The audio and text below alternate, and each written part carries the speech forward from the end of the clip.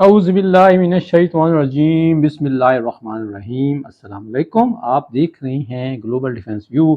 اور آج کے گلوبل ڈیفنس ویو میں ہم بات کریں گے پنجاب کے ضلع ہوشیارپور کے علم الیکٹرانک اجزاء سمیت کچھ ملبہ دریافت کیا گیا ہے، جس کے بارے میں کہا جاتا ہے کہ یہ PL-15 کا ہے۔ تو اس کے بعد سے یہ میزائل کے ٹکڑے غیر ملکی انٹیلیجنس کی دلچسپی کا اہم مرکز ہیں۔ تو اس پہ کرتے ہیں اس سارے موضوعات پر بات آج کے ویلاگ میں، اور اس سے پیشتر کہ ہم اس ویلاگ کی طرف جائیں، آپ نے ابھی بھی گلوبل ڈیفنس ویو کو سبسکرائب نہیں کیا تو گلوبل ڈیفنس ویو کو سبسکرائب کریں، لائک کریں،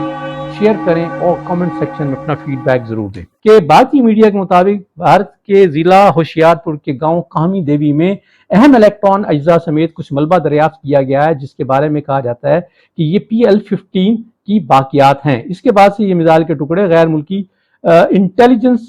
کی توجہ کا اہم مرکز ہیں، جس میں متعدد مغربی انٹیلیجنس ایجنسیاں فورنزک تجزیے اور تکنیکی ریورس انجینئرنگ کے لیے ملبے تک رسائی حاصل کرنا چاہتی ہیں۔ انڈیا کے دفاعی ذرائع نے اس بات کی تصدیق کی ہے کہ امریکہ، برطانیہ، کینیڈا، آسٹریلیا اور نیوزی لینڈ پر مشتمل فائیو آئیز انٹیلیجنس اتحاد کے کئی ارکان نے برآمد شدہ PL-15 کے اجزاء کا باریک بینی سے جائزہ لینے میں دلچسپی کا اظہار کیا ہے۔ فائیو آئیز نیٹ ورک کے علاوہ فرانس اور جاپان جیسی اسٹریٹجک طاقتیں بھی مبینہ طور پر نئی دہلی کے ساتھ بات چیت میں مصروف ہیں، جس مقصد میزائل ملبے تک مشترکہ رسائی حاصل کرنا ہے۔ مغربی تجزیہ نگاروں کے لیے آپریشنل طور پر تعینات PL-15 کا تجزیہ کرنے کا موقع چین کے تیزی سے بڑھتے ہوئے missile programme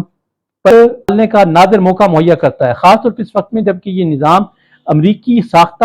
AIM-120D year to year missile اور یورپی MBDA میٹیور کا مقابلہ کر رہا ہے۔ یہ میزائل خود چین کی فضائی صلاحیتوں میں ایک اہم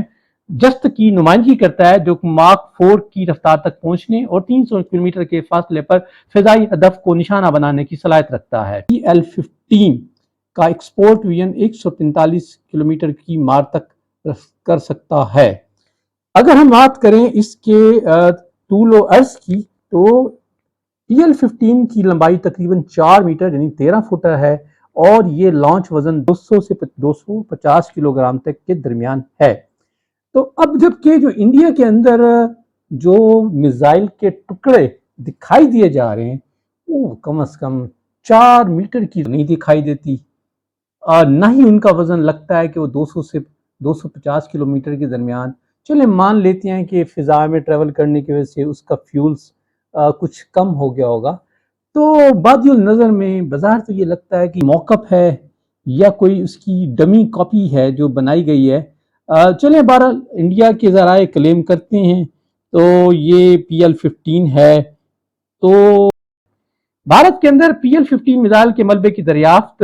کے سنگین اسٹریٹجک مضمرات ہیں، اور غیر ملکی انٹیلیجنس ایجنسیوں خاص طور پر مغربی ممالک سے انٹیلیجنس اکٹھا کرنے کے قیمتی موقع کو فراہم کرتا ہے۔ اس ملبے کا تجزیہ متعدد اہم مقاصد کو پورا کرتا ہے، جس کو ہم اب تھوڑا سا جائزہ لیتے ہیں۔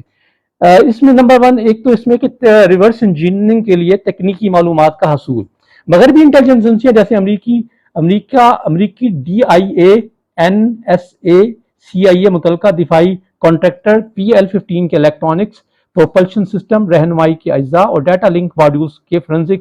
تجزیے کو ترجیح دیں گے۔ سینسرز اور آپ سیکرز اور دو طرفہ ڈیٹا لنک اینٹینا سے ملبے کی بازیابی، سگنل پروسیسنگ آرکیٹیکچر اور خفیہ معلومات یا ریڈار سیکر بینڈ ورتھ کو ظاہر کر سکتی ہے۔ اس سے نیٹو اتحادی اپنی افواج کو PL-15 کے تلاش کرنے یا روکنے یا دھوکہ دینے کے لیے اپنے اس کے